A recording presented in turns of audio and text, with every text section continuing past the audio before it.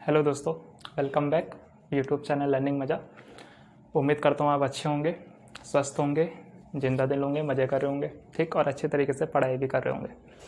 तो इस वाले वीडियो लेक्चर में हम ग्रेजुएशन के कोऑर्डिनेट सिस्टम को स्टार्ट करने वाले हैं कि कोऑर्डिनेट सिस्टम होता क्या है। ठीक, तो सबसे पहले हम ये देखते हैं कि कोऑर्डिनेट सिस्टम है क्या। ठीक है, व्हाट इज़ कोऑर्डिनेट सिस्टम। तो कोऑर्डिनेट सिस्टम हमें ये बताता है कि कोई भी पॉइंट, पार्टिकल या कोई भी बॉडी किसी गिवन फ्री स्पेस में, किसी गिवन स्पेस में कहाँ लोकेट है। ठीक है, तो कोऑर्डिनेट सिस्टम हमें क्या बताता है। Coordinate system tell us that where is the particle is located. ठीक, तो किसी भी स्पेस में, इन स्पेस, ठीक, किसी भी स्पेस में, जैसे सपोज करो ये वाइट बोर्ड जो है पूरा एक स्पेस है। ठीक, तो किसी भी स्पेस में कोई अगर पॉइंट है, तो उसकी पोजीशन को बताने के लिए, उसकी लोकेशन को बताने के लिए जो हम सिस्टम यूज़ करते हैं वो है कोऑर्डिनेट सिस्टम। इतनी बात क्लियर हो गई आपको। ठीक है, अब ये हमने समझ लिया कि कोऑर्डिनेट सिस्टम क्या है। कोऑर्डिनेट सिस्टम हमें ये बताता है कि किसी भी पॉइंट या पार्टिकल या बॉडी की पोजीशन कैसे बताई जाती है या उसकी लोकेशन है क्या। ठीक, अच्छा, अब कोऑर्डिनेट सिस्टम अगर हम देखें तो कोऑर्डिनेट सिस्टम के 3 टाइप्स होते हैं। ठीक, एक 1 डायमेंशनल, पढ़ा होगा आपने, हम तो बस रिवीजन कर रहे हैं ना बेस बनाने के लिए। एक 2 डायमेंशनल और एक 3 डायमेंशनल।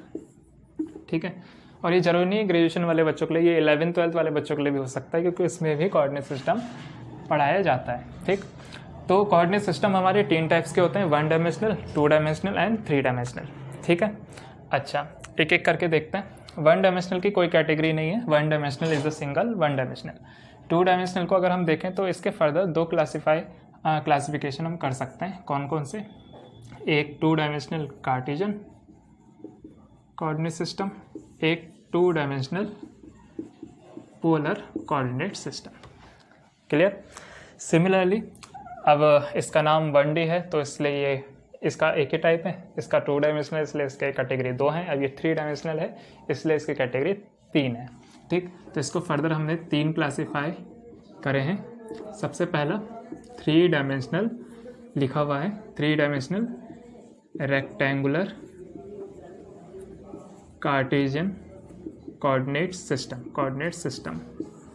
ठीक, second is spherical polar coordinate system and last one is cylindrical coordinate system, polar coordinate system। ठीक, तो ये हमारे कोऑर्डिनेट सिस्टम के टाइप्स हैं जो हमें पढ़ने हैं। ठीक, तो कोऑर्डिनेट सिस्टम के कितने क्लासिफिकेशन करें, 3 सिंपल सा, 1 डायमेंशनल, 2 डायमेंशनल, 3 डायमेंशनल। 1 डायमेंशनल कि कोई क्लासिफिकेशन नहीं, यानी कि 1 डायमेंशनल। 2 डायमेंशनल के फर्दर हमने 2 क्लासीफाई करे हैं। First is Cartesian, 2 dimensional Cartesian coordinate system and second one is 2 dimensional polar coordinate system. 3 dimensional के फर्दर हमने 3 क्लासिफिकेशन कर रहे हैं। First is rectangular Cartesian coordinate system, second one is spherical polar coordinate system and last one is third cylindrical polar coordinate system. ठीक, इस वाले video lecture में हम 1 डायमेंशनल को पढ़ेंगे, 2 डायमेंशनल कार्टेशियन को पढ़ेंगे, 2 डायमेंशनल पोलर को पढ़ेंगे and 3 dimensional Cartesian coordinate system को पढ़ेंगे। इन 2 को हम पढ़ेंगे नेक्स्ट वीडियो में। ठीक, तो ये है हमारा आज का बेस। ठीक,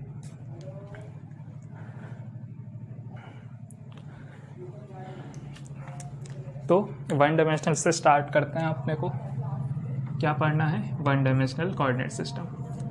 तो 1 डायमेंशनल है क्या।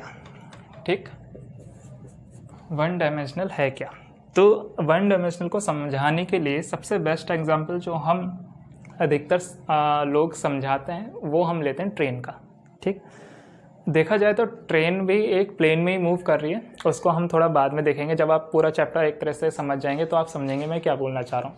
लेकिन अगर मैं मानूँ कि जैसे मान लीजिए एक पॉइंट है, अगर मैं ट्रेन का एग्जांपल लेता हूँ तो थोड़ा कॉम्प्लिकेटेड हो जाएगा, उसको हम आगे समझेंगे। ठीक है, अगर एक पॉइंट है, ठीक, ये पॉइंट लीनियरली स्ट्रेट पाथ पर मूव कर रहा है लाइक दिस, ठीक। तो जैसे मान लो यहाँ कोई चीज़ है जिससे मैं, जैसे सपोज करो ये एक पॉइंट है, ठीक है, ये कैप देख पा रहे हो आप, ये एक पॉइंट है। अभी ये पॉइंट ऐसे मूव कर रहा है स्ट्रेट लाइन में, तो ये सिर्फ एक ही डायरेक्शन में तो मूव कर रहा है, यानी कि इसका जो मोशन ऑफ एक्सिस है, मोशन ऑफ एक्सिस है, यानी कि जिस एक्सिस के अलोंग ये मोशन कर रहा है वो सिर्फ कितना है, एक है। ये इसी लाइन में मोशन कर रहा है इस तरीके से, ये ऐसे नहीं जा रहा, ये ऐसे नहीं जा रहा, ये इस तरीके से नहीं जा रहा, ये सिर्फ एक ही डायरेक्शन में मूव कर रहा है। ये नहीं कि ये पार्टिकल ऐसे जा रहा है, ये जा रहा है, फिर इसका मन कर रहा है कि रास्ता चेंज कर दूँ तो ये ऐसे चला गया, नहीं। ये जो पॉइंट, ये जो पार्टिकल है, ये इसी तरीके से स्ट्रेट पाथ पर मोशन कर रहा है। तो इस तरीके के मोशन को हम बोलते हैं, या इस तरीके के जो डायमेंशन है इसे बोलते हैं वन डायमेंशनल कोऑर्डिनेट सिस्टम। जैसे ये पार्टिकल है, सपोज करो ये इसका ओरिजिन है, ओरिजिन लेट्स से, अब हमने पढ़ा है कि जो राइट हैंड साइड जो हॉरिजॉन्टल होता है इसे एक्स बोलते हैं, तो ये इसका ओरिजिन मान लो x = 0, तो ये x = 0 से आगे चल रहा है, ठीक। तो ये जो डायरेक्शन होगी ये होगी पॉजिटिव डायरेक्शन। सिमिलरली अगर ये ओरिजिन के रिवर्स डायरेक्शन में मूव करने लग जाए, मान लो इस डायरेक्शन में, तो ये हो जाएगा -x डायरेक्शन, ठीक है। तो वन डायमेंशनल क्या है, सिंपल है, आपको पता होगा, मैं तो बस खामखा बस रिवीजन के लिए बोल रहा हूँ, फॉर्मेलिटी निभा रहा हूँ कि वन डायमेंशनल क्या है कि एक ही लाइन के अलोंग, ठीक है, एक ही एक्सिस ऑफ मोशन के अलोंग, मोशन ऑफ एक्सिस के अलोंग वो जो मोशन कर रहा है उसे हम बोलते हैं वन डायमेंशनल कोऑर्डिनेट सिस्टम, ठीक। टू डायमेंशनल पर आते हैं।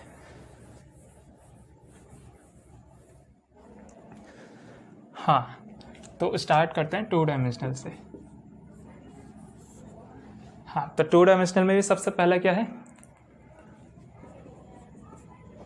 Two dimensional Cartesian coordinate system, ठीक है, कार्टेशियन पढ़ने वाले हैं। तो कार्टेशियन कोऑर्डिनेट सिस्टम है क्या, two dimensional Cartesian coordinate system है क्या। अगर मेरा कोई पार्टिकल या कोई भी बॉडी एक प्लेन में मूव कर रही है, ठीक है, तो जो हम सिस्टम यूज़ करते हैं वो एक सिस्टम है कार्टेशियन, ठीक है। उसके लिए हम क्या करते हैं, मेरे पास इस सिस्टम में दो म्यूचुअली परपेंडिकुलर एक्सिस होती हैं। हॉरिजॉन्टल एक्सिस को हम बोलते हैं एक्स एक्सिस, वर्टिकल को बोलते हैं वाई एक्सिस, दोनों ही 90 डिग्री पर प्लेस्ड होती हैं, ठीक है। अच्छा, सपोज करो मेरा पॉइंट है ये, इसको मैंने नाम दे दिया P, ठीक है। तो इस P पॉइंट के कोऑर्डिनेट क्या होंगे, कोऑर्डिनेट यानी इसकी लोकेशन क्या होगी, इसकी पोजीशन क्या होगी, ठीक है। और ये क्या है, एक प्लेन है, टू डायमेंशनल प्लेन है, ठीक। तो अगर मुझे इसकी पोजीशन निकालनी है तो मैं एक परपेंडिकुलर ड्रॉ करूँगा ऑन एक्स एक्सिस।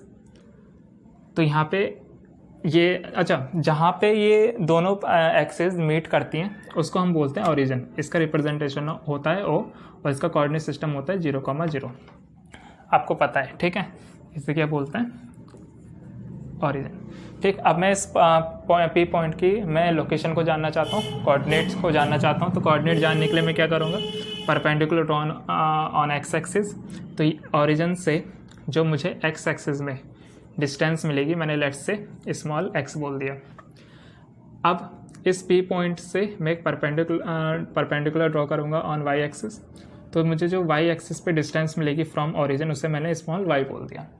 तो इस P पॉइंट के जो लोकेशन होगा उसको कैसे रिप्रेजेंट करेंगे, उसको रिप्रेजेंट करेंगे x एक्सिस के जो सेपरेशन है, सॉरी डिस्टेंस है, कितना डिस्टेंस है x, एंड y में कितना है स्मॉल y।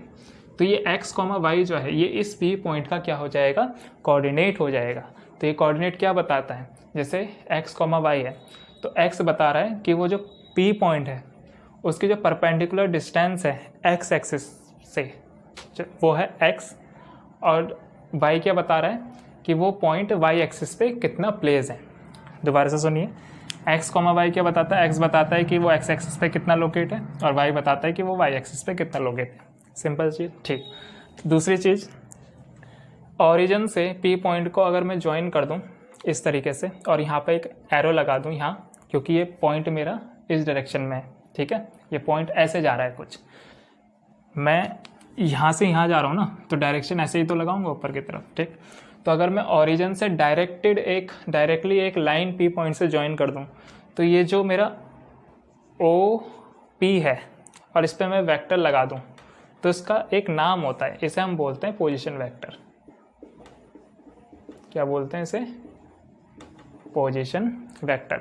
अगर किसी प्लेन में, 2 डायमेंशनल प्लेन में अगर कोई पॉइंट है और उस पॉइंट को मैं ओरिजिन से डायरेक्टली कनेक्ट कर दूं तो जो मेरा रे बन के आएगा, जो मेरा एक्सप्रेशन बन के आएगा, उसे मैं बोलूँगा पोजीशन वेक्टर।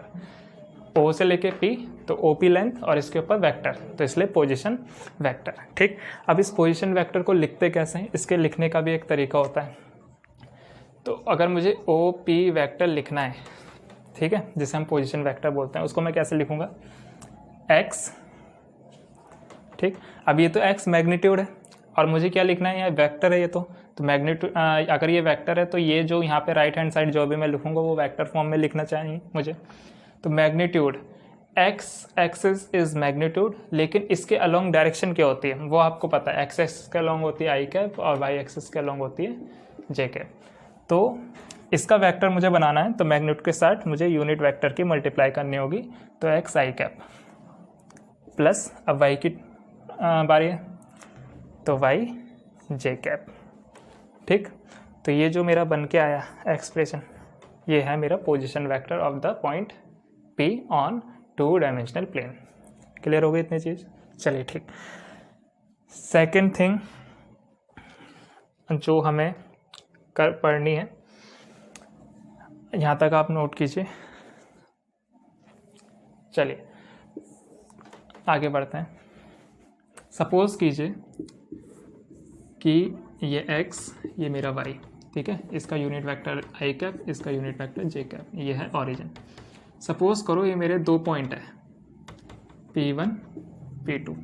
ठीक, तो इसका कोई कोऑर्डिनेट, इसका लोकेशन कैसे निकालोगे, इसके कोऑर्डिनेट कैसे निकालोगे? पहले आप परपेंडिकुलर ड्रॉ करोगे x एक्सिस पर, तो ये हो गया x1। ठीक, फिर परपेंडिकुलर ड्रॉ करोगे y एक्सिस पर, तो ये हो गया y1। ठीक है, दिस इज y1। ठीक, सिमिलरली इसका कोऑर्डिनेट क्या होगा? x1, y1। यहाँ तक कोई दिक्कत आपको? बिल्कुल नहीं। P2 का अगर आपको कोऑर्डिनेट पता करना है तो क्या करना है? सेम परपेंडिकुलर ड्रॉ करोगे x एक्सिस पर, तो ओरिजिन से कितना हो गया सेपरेशन? x2। P2 से y एक्सिस पर परपेंडिकुलर ड्रॉ करोगे, तो ये जो लेंथ होगी, सपोज करो ये y2 है। ठीक, तो इसका जो कोऑर्डिनेट होगा वो कितना हो जाएगा? x2 y2। क्लियर हो गया? ठीक, अब P1 का मुझे पोजीशन वेक्टर का रिप्रेजेंटेशन करना है, तो मैं क्या करूँगा?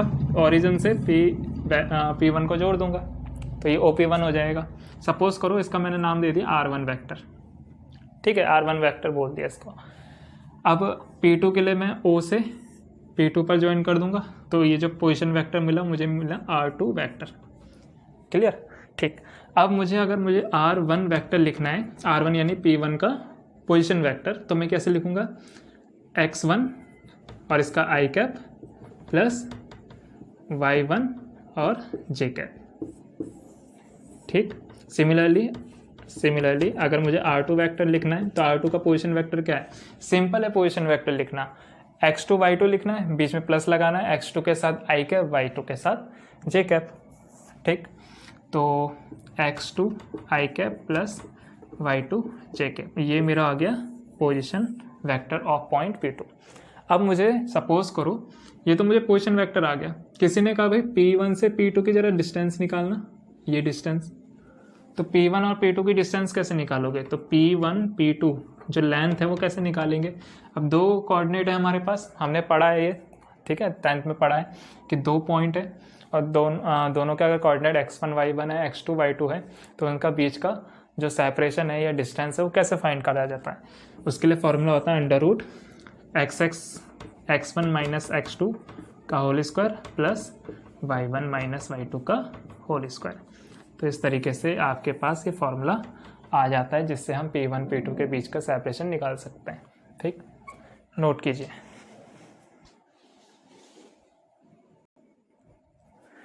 हाँ जी, तो 2 डायमेंशनल का जो सेकंड कैटेगरी थी वो क्या था? Two dimensional polar coordinate system. ठीक, अब देखिए Cartesian two dimensional Cartesian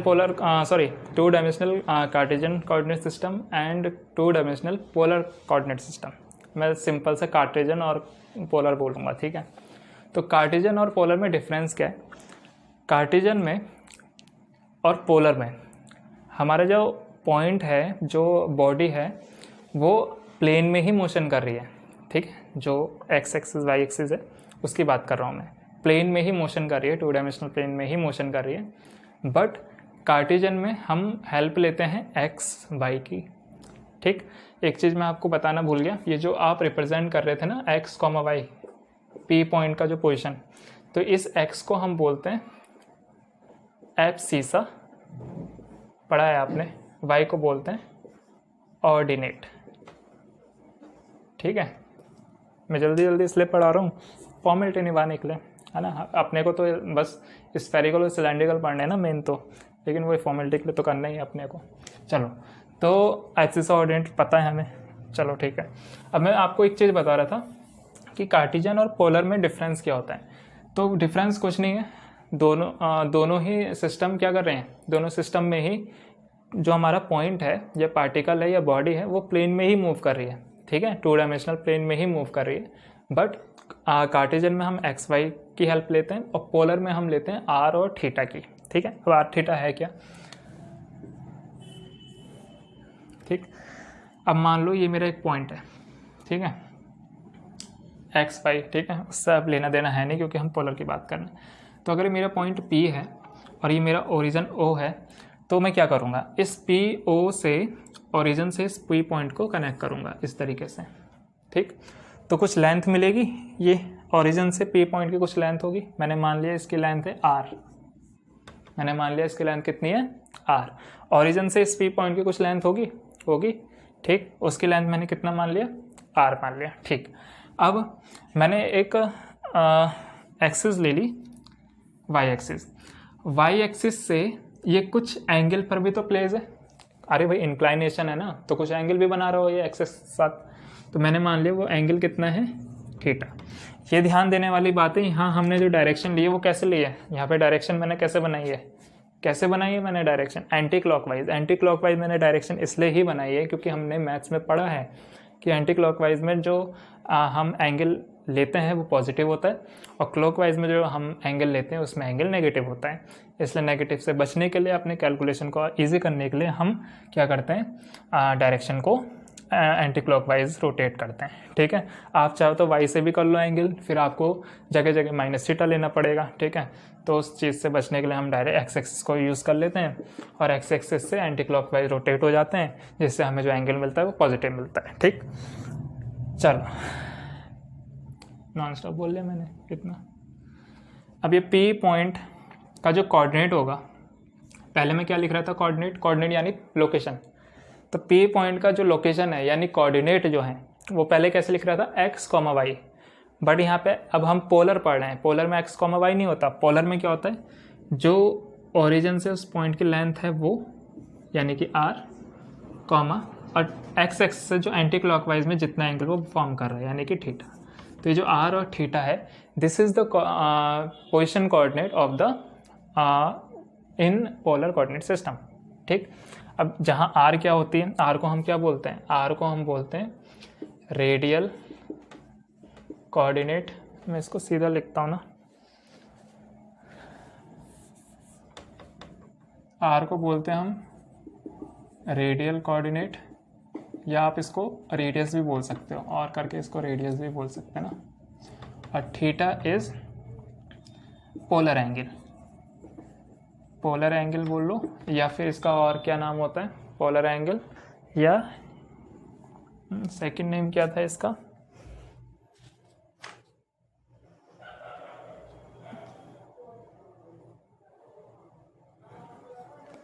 angular coordinate.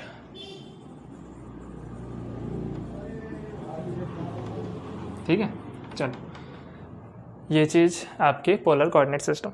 अब थोड़ा मैथ्स पर आ जाता है ना। चलिए, मैंने क्या करा, ये जो हमारे कार्टेशियन और पोलर हैं, ये दोनों ही किसके टाइप से, 2 डायमेंशनल, यानी कि 2 dimensional is the parent and Cartesian and polar is their childrens. ठीक है, तो चिल्ड्रंस हैं तो खून तो सेम होगा ही ना, डीएनए जीन तो सेम होगा ही कहीं ना कहीं, तो इसलिए हम कहते हैं कि कार्टेशियन और पोलर को हम इंटर कनेक्ट कर सकते हैं, यानी इंटर कन्वर्टेड कर सकते हैं। इंटर कन्वर्टेड का मतलब होता है कि हम पोलर को कार्टेशियन में चेंज कर सकते हैं या फिर कार्टेशियन को पोलर के फॉर्म में चेंज कर सकते हैं। कैसे कर सकते हैं देखते हैं फिर। तो इसको करने के लिए मैं थोड़ा इसे रफ कर देता हूँ ये चीज़। चलो, तो हम क्या पढ़ने वाले हैं, हम inter conversion of Cartesian to polar. ठीक है, शॉर्ट में सिर्फ इंटर कन्वर्जन ही लिख देते हैं। चलो, तो ये पॉइंट है, ये एक्स एक्सिस, ये वाई एक्सिस। ठीक, परपेंडिकुलर, ये पी पॉइंट है, परपेंडिकुलर ड्रॉ करा तो ये हो गया मेरा एक्स, और वाई पे परपेंडिकुलर ड्रॉ करा तो ये मेरी डिस्टेंस हो गई वाई। ठीक, इसी में ही पोलर का अगर मुझे रिप्रेजेंटेशन करना हो तो this is r and this is theta. ठीक, अब देखो आपको कंपोनेंट करना तो आता ही होगा। कैसे करते हैं कंपोनेंट? देखिए, कंपोनेंट करने का होता है एक देसी तरीका और एक होता है स्मार्ट तरीका। देसी तरीका क्या है कि वही ट्राइंगल बन रहा है, पाइथागोरस थ्योरम, आप यहाँ cos थीटा लगाओगे, बेस अपॉन हाइपोटेन्यूज करोगे, हाँ बेस अपॉन हाइपोटेन्यूज करोगे, फिर आपको रिलेशन मिलेगा। सिमिलरली आप ये वाला एंगल लोगे, ये वाला, फिर उसमें साइन थीटा करोगे, सब ठीक है। अब देखो, अब आप बड़े हो चुके हो, है ना, बड़े हो चुके हो आप, ठीक है, बड़े हो चुके हैं हम। तो कैसे करेंगे कंपोनेंट? टॉर्च जलानी है, ठीक है, टॉर्च जलाओ, ऊपर से लाइट जलाओ।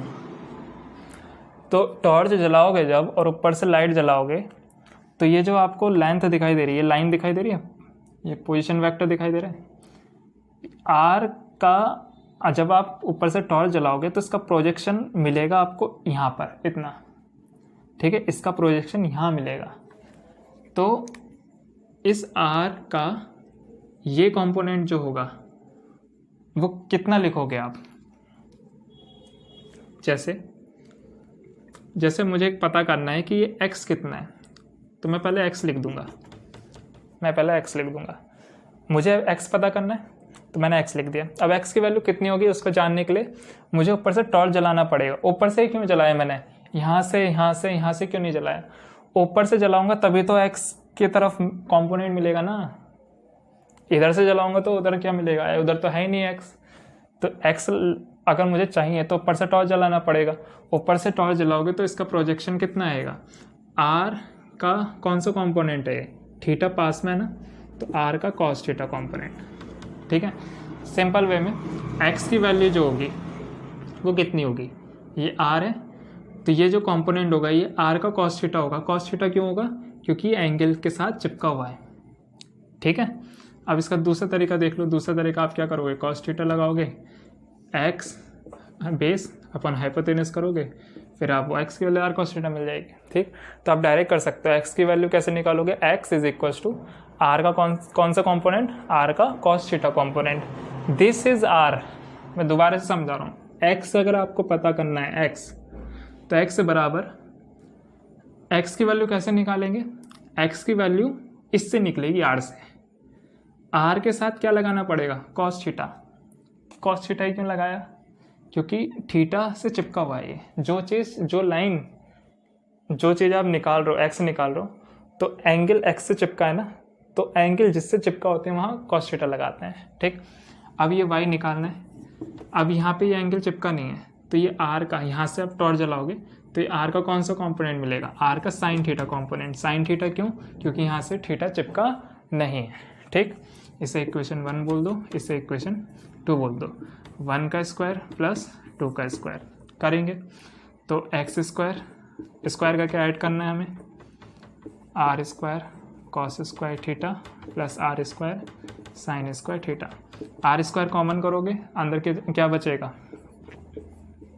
cos square theta plus sine square theta. इसकी वैल्यू आपको पता है 1 होती है, तो यहाँ से आपको एक रिलेशन मिला कि x square plus y square बराबर आर स्क्वायर, यानी x square plus y square बराबर आर स्क्वायर, ठीक है, जो कि हमारी एक पाइथागोरस थ्योरम होती है, क्योंकि ये भी वाई है तो ये भी वाई होगा, ये 90 डिग्री राइट एंगल बन रहा है, तो x square plus y square r square बनेगा, यानी कि पाइथागोरस थ्योरम यहाँ पे भी होल्ड हो रही है, ठीक। अब मैं क्या करता हूँ, इक्वेशन 2 को डिवाइड कर देता हूँ इक्वेशन 1 से, तो r sine theta upon r cos theta बराबर वाई अपॉन एक्स, ठीक है, वो चीज़ मैंने पहले लिख दी, ये चीज़ बाद में लिख दी, 2 को ऊपर 1 को नीचे, तो आर से आर खत्म, ये हो गया हमारा tan theta y upon x. तो अगर मुझे थीटा निकालना है तो फॉर्मूला हो जाएगा tan inverse y upon x. तो इन दो फॉर्मूले से, ये वाले फॉर्मूले से आप थीटा फाइंड कर सकते हो, इस वाले फॉर्मूले से आप आर फाइंड कर सकते हो, ठीक, इतना नोट कीजिए आप।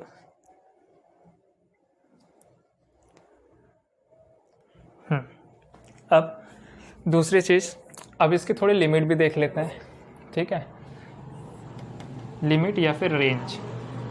तो जो हमारा आर है, आर की जो रेंज होती है, ठीक है, आर की जो, आर इज़ द रेडियस, ठीक है, पहले वाले वीडियो लेक्चर को आप रिलेट करो स्फीयर वाले, तो आर की जो रेंज होगी वो कहाँ से कहाँ तक होगी, वो 0 से इनफाइनाइट होगी। वहीं अगर आप थीटा की बात करेंगे तो इसकी जो लिमिट होगी वो 0 से 2 पाई होगी। क्यों?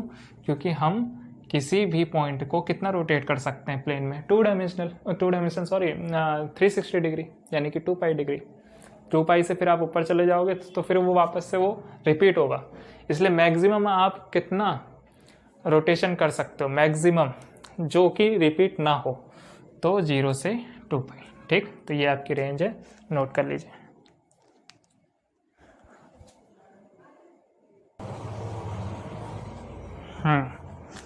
टू डायमेंशनल हमारा हो गया, अब 3 डायमेंशनल हम स्टार्ट करते हैं।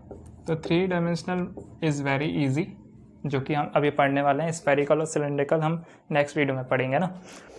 तो 3 डायमेंशनल में कुछ नहीं है, आप ये बोलो कि 3 डायमेंशनल और 2 डायमेंशनल का कार्टेजन, जो तो 2 डायमेंशनल का कार्टेजन है उसका एडवांस फॉर्म होता है 3 डायमेंशनल कार्टेजन, ठीक है। तो 2 डायमेंशनल हमारे 2 कोऑर्डिनेट सिस्टम होते थे, इसमें हमारे 3 कोऑर्डिनेट सिस्टम होंगे, 3 कोऑर्डिनेट एक्सिस होंगी, ठीक है। इस एक्सिस को बोलते हैं एक्स एक्सिस, इस एक्सिस को बोलते हैं वाई एक्सिस, इस एक्सिस को बोलते हैं जेड एक्सिस, ठीक है। चलो, तो अगर 3 dimensional Cartesian coordinate system, 3 axis x y z, ठीक।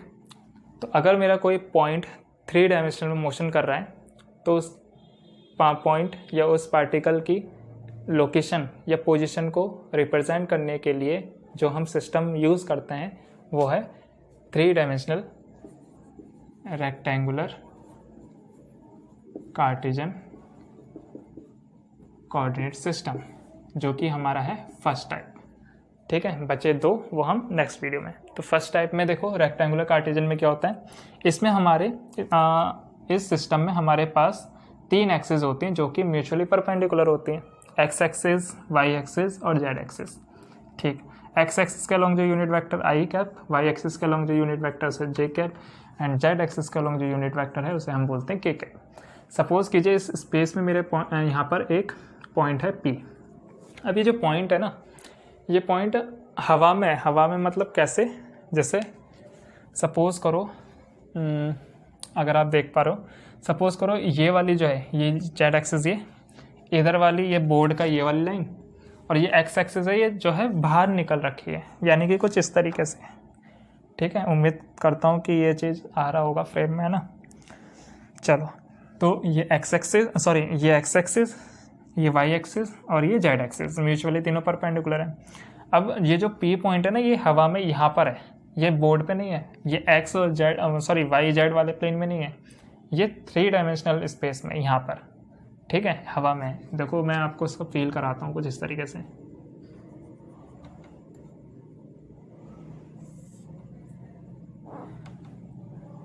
ठीक है, थोड़ी फील आई, हाँ, कुछ इस तरीके से वो हवा में है, ठीक है। तो इस पी पॉइंट का जो कोऑर्डिनेट होंगे वो क्या होंगे, सिमिलरली सबसे पहले मैं क्या करूँगा, इस पी पॉइंट को मैं लेकर आऊँगा एक्स वाई प्लेन में, यहाँ पर, ठीक। अब यहाँ पे एक परपेंडिकुलर ड्रॉ करूँगा मैं एक्स एक्सिस पर, तो यहाँ से ओरिजिन से ये ओ है, ओरिजिन से जो मेरा डिस्टेंस है यहाँ तक का वो से मैंने एक्स बोल दिया। परपेंडिकुलर ड्रॉ करूँगा वाई एक्सिस पर, तो ओरिजिन से जो सेपरेशन है उसे वाई, ठीक। अब वापस से मैं इसे ऊपर लिए गया जहाँ पे ये इनिशियली प्लेस था। अब परपेंडिकुलर ड्रॉ करूँगा मैं जेड एक्सिस पर, तो ये ओरिजिन से जो मेरा सेपरेशन है वो मैंने बोल दिया जेड, ठीक। तो इसका जो लोकेशन, जो इसका कोऑर्डिनेट होगा ना, वो क्या होगा, x comma y comma z, ठीक है। एक्स एक्सिस पे कितना चल रहा है, वाई एक्सिस पे कितना चल रहा है, जेड एक्सिस पे कितना चल रहा है, ठीक है। तो x comma y comma z is the coordinate of 3 dimensional Cartesian coordinate system, rectangular Cartesian system, ठीक। चलो अब एक मिनट, सॉरी वो थोड़ा कुछ काम आ गया था बीच में, इसलिए कहीं जाना पड़ गया। चलो, तो इस पी पॉइंट का जो कोऑर्डिनेट होगा वो कैसे हमने पता करा, सबसे पहले हम इस पॉइंट को ले गए एक्स वाई प्लेन पर। एक्स वाई प्लेन पर जैसे ही हम ले गए, इस पॉइंट से हमने एक्स एक्सिस पे परपेंडिकुलर ड्रॉ करा, फिर एक वाई एक्सिस पे परपेंडिकुलर ड्रॉ करा। एक्स एक्सिस पे जितना सेपरेशन था वो मैं एक्स मान लिया, वाई एक्सिस पे जितना सेपरेशन था उसे मैंने वाई मान लिया। अब वापस से मैं इसे फिर से इनिशियली जहाँ ये लोकेट था वहाँ मैंने इसे प्लेस कर दिया, और फिर मैंने परपेंडिकुलर डाला एक जेड एक्सिस पर, तो जो ओरिजिन से मुझे सेपरेशन मिला वो है जेड, ठीक। तो जो इसका जो कोऑर्डिनेट लिखा जाएगा वो लिखा जाएगा x comma y comma z, ठीक। अब मुझे इस पी पॉइंट का पोजीशन वेक्टर लिखना है। सब आप रिकॉल करो कैसे लिखते थे हम पोजीशन वेक्टर। तो ओरिजिन से डायरेक्ट इसको इस तरीके से जो है एक एरो बना देते थे। अब इस ओ पी वेक्टर जो मेरा पोजीशन वेक्टर है ऑफ पॉइंट पी, उसको कैसे लिखा जाएगा, एक्स इसके साथ आई कैप प्लस वाई इसके साथ जे कैप प्लस जेड इसके साथ के कैप। तो ये हो गया मेरा position vector of point P in 3 dimensional rectangular Cartesian coordinate system, ठीक। अच्छा, अब दूसरी चीज़ रिलेशन देख लेते हैं, क्या रिलेशन बन सकता है। जैसे सपोज करो ओ से पी तक का जो डिस्टेंस है उसे मैंने बोल दिया लेट से आर, ठीक है, आर बोल दिया। तो मैं क्या करूँगा, अगर मुझे यहाँ पर जाना है इस पी पॉइंट पर, ठीक है, अगर मुझे इस पी पॉइंट पर जाना है तो मैं कैसे जा सकता हूँ, ठीक है, डायरेक्ट तो जा सकता हूँ, ठीक है, एक तो आर है ही मेरे पास। आर के अलावा मैं किन किन रास्तों से जा सकता हूँ, तो मेरे पास जो रास्ते हैं वो सिर्फ 3 रास्ते हैं, एक x axis, y axis, z axis. X axis, y axis, z axis, point मेरा है यहाँ पर, ठीक। इसको मैं और सही से बना देता हूँ अलग से ताकि आप थोड़ा और अच्छे से फील कर पाएँ। ये पॉइंट है, ठीक है, ये स्पेस में है कुछ इस तरीके से, ये x axis, y axis, z axis. अब मैं इस पी पॉइंट पे जाना चाहता हूँ, तो मैं कैसे जाऊँगा, सबसे पहले, और मैं यहाँ पर हूँ, ठीक, मैं सबसे पहले क्या करूँगा, एक्स पे चलूँगा, ठीक है, फिर मैं वाई पे चलूँगा। पहले मैं कहाँ चला, इतना एक्स चला, फिर एक्स के बाद में इतना वाई चला। तो इसका रिजल्टेंट क्या मिलेगा मुझे, यही तो मिलेगा इनका रिजल्टेंट, ठीक है। अब इसके और इसके बीच में जो एंगल बन रहा है वो कितना डिग्री का बन रहा है, ये 90 डिग्री का है ना। आप देख रहे होंगे कि ये 90 डिग्री है ना, लग नहीं रहा, लेकिन देखो आप खुद, ये कुछ इस तरीके से मूव कर रहा है ना। एक्स एक्सिस पे गया ऐसे, फिर ये वाई एक्सिस पे गया, तो देखो यहाँ पे 90 डिग्री बन रहा है ये, है ना, तो ये 90 डिग्री है। तो ये रिजल्टेंट क्या होगा इसका, वही Pythagoras theorem, under root of x square plus y square. मैं थोड़ा अलग से लिख देता हूँ, ये जो इतनी चीज़ है यहाँ से लेके यहाँ, ये कितनी होगी, under root of x square plus y square, ठीक। अब ये जो रिजल्टेंट मुझे मिला, अब इस रिजल्टेंट में मैं यहाँ पहुँच गया। अब मुझे क्या यहाँ पे जाना है, तो मैं इस एक्सिस जेड एक्सिस का हेल्प ले लूँगा। तो और जेड एक्सिस की वैल्यू मैंने कितना ऊपर उठा, जेड, इसकी वैल्यू मेरी है x square plus y square, इसकी वैल्यू है जेड, और दोनों के बीच का एंगल 90 डिग्री। क्योंकि आप देखो ना, पहले मैं यहाँ गया, फिर मैं यहाँ गया, अब मैं यहाँ से मैं ऐसे उठ रहा हूँ ऊपर, तो ये जो एंगल बन रहा है ये कितना बन रहा है, 90 डिग्री है ना। तो ये 90 डिग्री एंगल है, ठीक। तो ये 90 डिग्री एंगल है, तो इसका रिजल्टेंट क्या मिलेगा मुझे, यही तो मिलेगा, और ये चीज़ r के बराबर है। तो जो r की वैल्यू मिली वो कितने की मिलेगी, दिस का स्क्वायर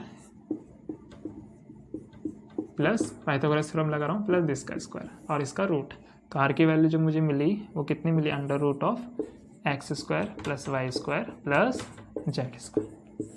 तो ये हमारा रिलेशन आ गया for rectangular Cartesian coordinate system.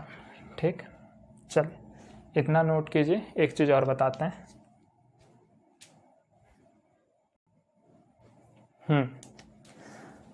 अब देखो, देखा जाए तो रेक्टेंगुलर कार्टेशियन कोऑर्डिनेट सिस्टम के भी दो टाइप्स होते हैं, है ना। एक होता है लेफ्ट हैंडेड और एक होता है राइट हैंडेड। ठीक है, इसका पूरा नाम अगर left handed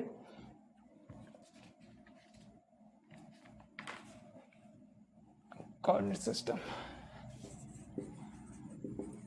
left handed coordinate system and right handed coordinate system. ठीक है, अब देखिए इजी है। ठीक है, लेफ्ट हैंडेड और राइट हैंडेड में अंतर क्या होता है वो हम देखते हैं, है ना। चलो, तो सबसे पहले we are going to study about right handed coordinate system. ठीक है, तो राइट हैंडेड कोऑर्डिनेट सिस्टम में क्या होगा, जैसे सपोज करो ये एक्स एक्सिस है, सपोज करो कुछ इस तरीके से हमारा था एक्स वाई जेड। ठीक है, चलो, तो राइट हैंडेड कोऑर्डिनेट सिस्टम में आप क्या करेंगे, राइट हैंडेड कोऑर्डिनेट में आप राइट हैंड लेंगे, एक्स एक्सिस पर अपने फिंगर को फैला दी मैंने एक्स एक्सिस पर। अब वाई की तरफ कर्ल करना है, तो वाई कैसे, इस डायरेक्शन में, तो इस डायरेक्शन में कैसे कर्ल करूँगा, ऐसे करूँगा, ऐसे ही तो कर्ल करूँगा। तो ऐसे मैंने कर्ल करा, एक्स एक्सिस पे मैंने हैंड को क्या करा, स्प्रेड, ठीक है, रखा, प्लेस करा, और वाई एक्सिस को लॉन्ग मैंने कर्ल करा। तो मुझे जो डायरेक्शन मिलेगी, वो जो डायरेक्शन मिलेगी थंब की, वो होगी जेड एक्सिस की डायरेक्शन, जो कि है पॉजिटिव। ठीक, अच्छा, यहाँ पे एक चीज़ ध्यान देने वाली बात यह है कि राइट हैंडेड में हमने यहाँ पे रोटेट कराया, यहाँ पे रोटेट क्यों नहीं कराया, क्योंकि राइट हैंडेड कोऑर्डिनेट सिस्टम में जो हम कर्ल करते हैं ना, वो हम करते हैं एंटी क्लॉकवाइज। ठीक है, तो ये जो कर्ल मैंने करा है यहाँ पे, ये मैंने करा है एंटी क्लॉकवाइज, जबकि लेफ्ट हैंडेड कोऑर्डिनेट सिस्टम में जो हम कर्ल करते हैं वो हम करते हैं क्लॉकवाइज। यानी कि अगर ये मेरा एक्स एक्सिस है कुछ इस तरीके से, तो जो मुझे कर्ल करना होगा वो मुझे कैसे करना होगा, क्लॉकवाइज करने के लिए मुझे ऐसे कर्ल करना होगा। यानी कि अब मैं जो कर्ल करूँगा वो मैं वाई पे नहीं कर पाऊँगा, अब मैं माइनस वाई पे कर पाऊँगा। ठीक है, माइनस वाई पे, तो एक्स और माइनस वाई पे मैंने कर्ल करा, तो थंब की डायरेक्शन नीचे आई, यानी कि नीचे आई, तो जो मुझे थंब की डायरेक्शन मिली वो मुझे माइनस जेड मिली। ठीक है, तो यहाँ पे जो मैंने कर्ल करा वो कैसे करा, क्लॉकवाइज। ठीक, तो सिंपल वर्ड इन शॉर्ट बोला जाए तो राइट हैंडेड में जो हम कर्ल करते हैं वो एंटी क्लॉकवाइज करते हैं, और लेफ्ट हैंडेड में जो हम कर्ल करते हैं वो हम क्लॉकवाइज करते हैं, जिसकी वजह से जो दो एक्सिस होती हैं वो नेगेटिव हो जाती हैं, और राइट हैंड में जो सभी के सभी एक्सिस होती हैं वो पॉजिटिव हो जाती हैं। ठीक, चलिए, तो उम्मीद करता हूँ यहाँ तक आपको समझ में आया होगा, और फॉर्मेलिटी के लिए मैंने वीडियो बना दी। ठीक है, अब नेक्स्ट वाली वीडियो लेक्चर जो होगा वो इम्पोर्टेंट होगा, क्योंकि हम उसमें स्फेरिकल पढ़ेंगे और सिलेंड्रिकल पढ़ेंगे। फिलहाल वीडियो में इतना ही था। देखने के लिए आपका बहुत बहुत धन्यवाद।